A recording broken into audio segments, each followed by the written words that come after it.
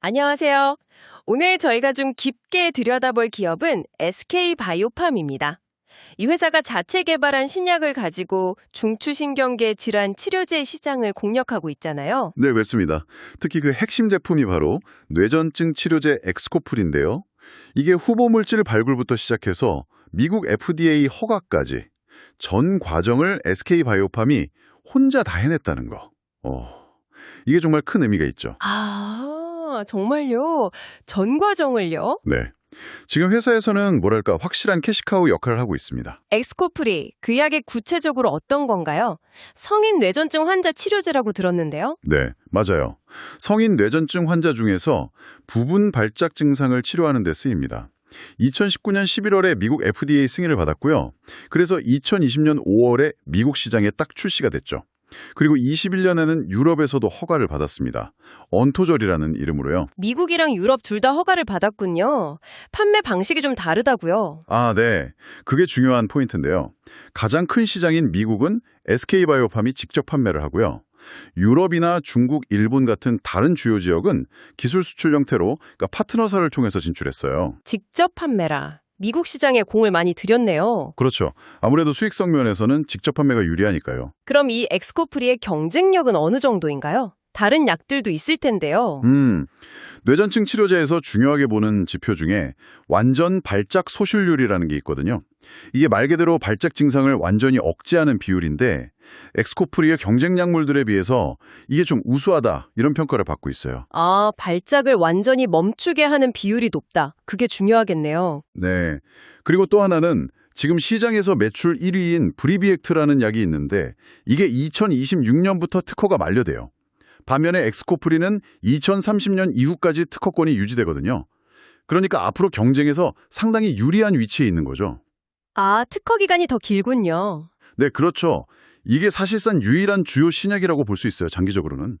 실제로 그 성과가 숫자로도 나타나는데요.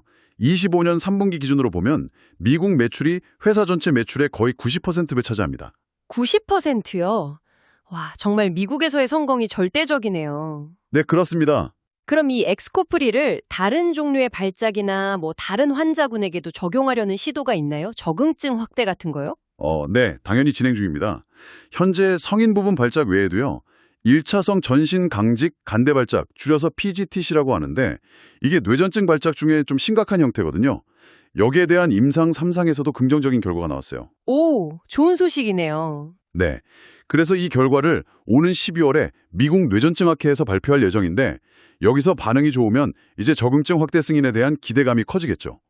그 외에도 소아 환자를 대상으로 한 임상이라든지 또 복용 편의성을 높이기 위해서 액상제형, 그러니까 물약 형태로 개발하는 것도 진행하고 있습니다.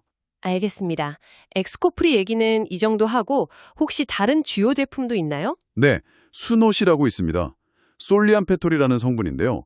이건 기면증이나 폐쇄성 수면무호흡증 환자들이 낮에 너무 졸려하는 증상, 이걸 개선해주는 약입니다. 각성 효과가 있는 거죠. 졸림증 개선제군요. 네, 이게 이중작용 도파민, 노르에피네프린 재흡수 저해제, 좀 말이 어려운데 이런 기전으로는 처음 나온 약이에요. 사실 이것도 원래 SK바이오팜이 개발해서 2011년에 기술 수출을 했었고요. 지금은 미국의 엑섬 테라피우틱스라는 회사가 글로벌 판권을 다 가지고 있어요. 그럼 SK바이오팜은요? SK바이오팜은 아시아 12개국 판권을 가지고 있고 또 엑섬의 매출에 따라서 로열티를 받습니다.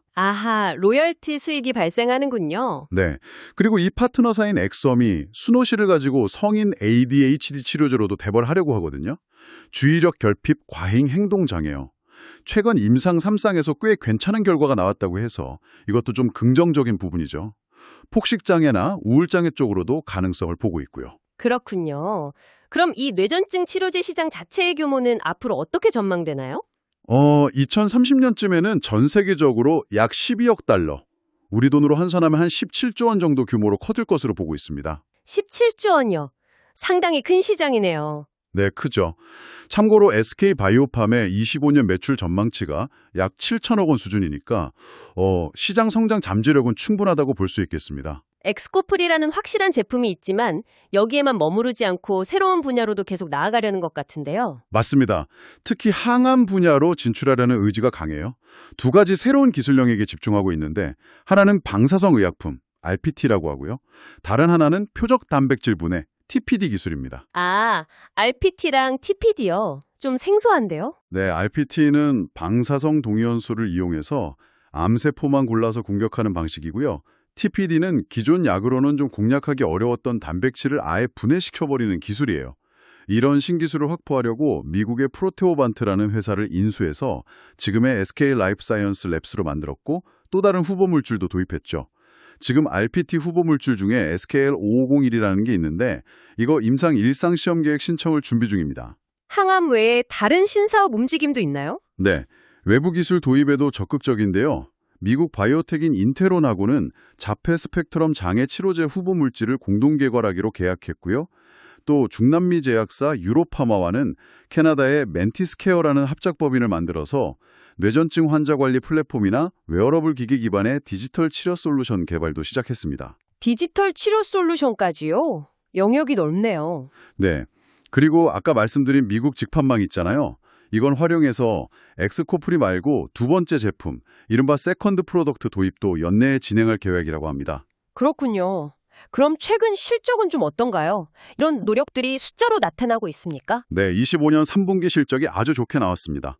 역시 엑스코프리가 미국에서 잘 팔린 덕분인데요. 매출은 전년 동기 대비 40% 늘었고 영업이익은 무려 262%나 급증했어요.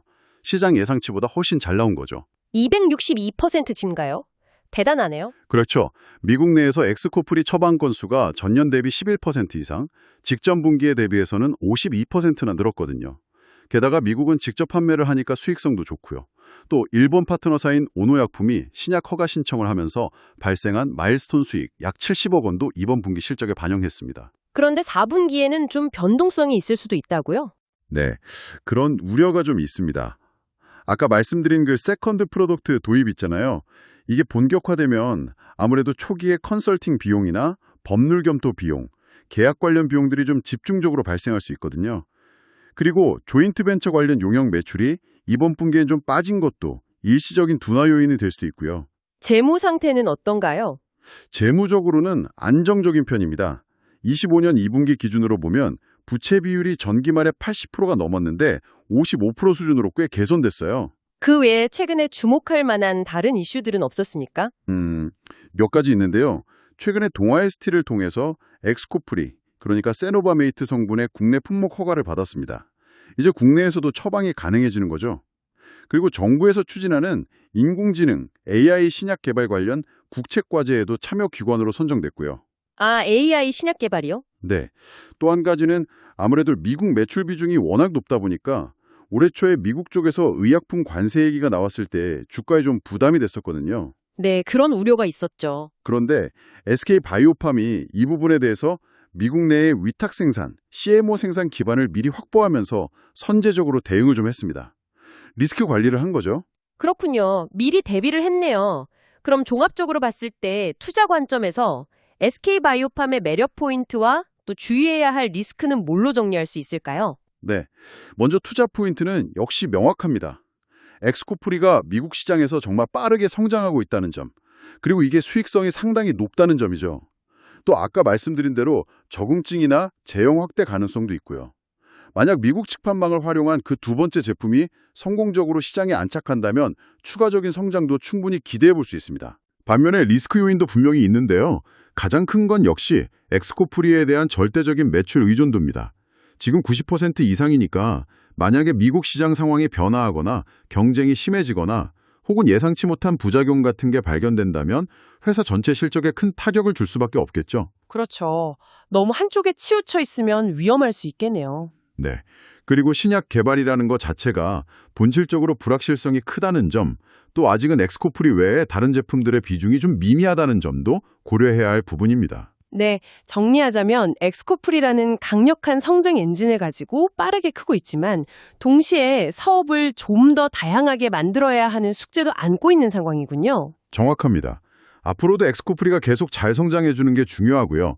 동시에 R&D 투자를 통해서 파이프라인을 얼마나 더 탄탄하게 만드느냐, 그리고 아까 말한 항암이나 디지털 헬스케어 같은 새로운 사업에서 또 얼마나 성과를 내느냐가 앞으로 SK바이오팜의 기업 가치를 결정하는 중요한 변수가 될 겁니다.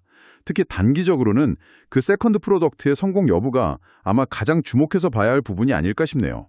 네, 알겠습니다. 오늘 SK바이오팜에 대한 심층 분석은 여기서 마무리하도록 하겠습니다. 오늘 말씀 감사합니다. 네, 감사합니다.